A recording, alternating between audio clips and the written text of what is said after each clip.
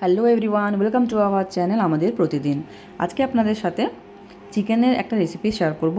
এটা নিয়ে আমি আগে কিন্তু একবার ফেসবুক পোস্টে দিয়েছিলাম। চিকেনটাকে ভালো করে ধুয়ে পরিষ্কার করে নিয়েছি, একটুখানি স্বাদ মতো নুন দিয়েছি, অল্প একটু গোলমরিচের পাউডার অ্যাড করেছি, সাথে হাফ চামচের মতো আদা বাটা আর একটুখানি রসুন বাটা অ্যাড করে নিয়েছি। বেশ খানিকক্ষণ ওটাকে রেখে দেবো এরকমভাবে ম্যারিনেট করে। এবারে এর সাথে কিছু আমি সবজি দেবো। এটা আসলে কিছুই না, স্টু টাইপের। মানে অনেকে চিকেনের স্যুপ যারা খেতে খুব একটা বেশি পছন্দ করেন না, তারা এরকমভাবে কিন্তু বানিয়ে খেতে পারেন। তাতে চিকেনটাও কিন্তু ছাড়িয়ে রাখবো না, গোটা গোটাই থাকবে, একদম হালকা একটা ঝোল মতো। এখানে আমি সবজি নিয়েছি, একটুখানি ক্যাপসিকাম, একটুখানি একটা মতো গাজর, একটু আলু আর একটুখানি পেঁপে। সাদা তেল একটু নিয়ে নিয়েছি, একটা শুকনো লঙ্কা আর তেজপাতা দিয়ে দিয়েছি ফোড়নে। এবারে ভালো করে সবজি আর চিকেনটাকে কিছুক্ষণ আমি ফ্রাই করে নেব। খুব অল্প পরিমাণে কিন্তু আমি এখানে হলুদ অ্যাড করব। আগে সবজিটাই দিলাম। সবজিগুলো যেরকম ইচ্ছে আপনারা কাটতে পারেন। আরেকটা জিনিস, আমি কিন্তু এখানে বিনসও একটু অ্যাড করেছিলাম।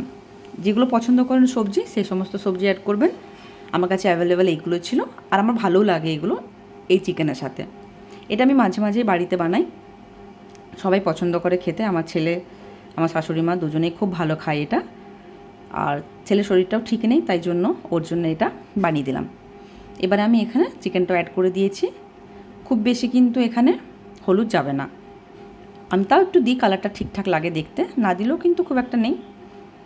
এবারে ভালো করে একটুখানি এটাকে ভেজে নেবো, কাঁচা যে স্মেলটা সেটা চলে যাওয়া অবধি।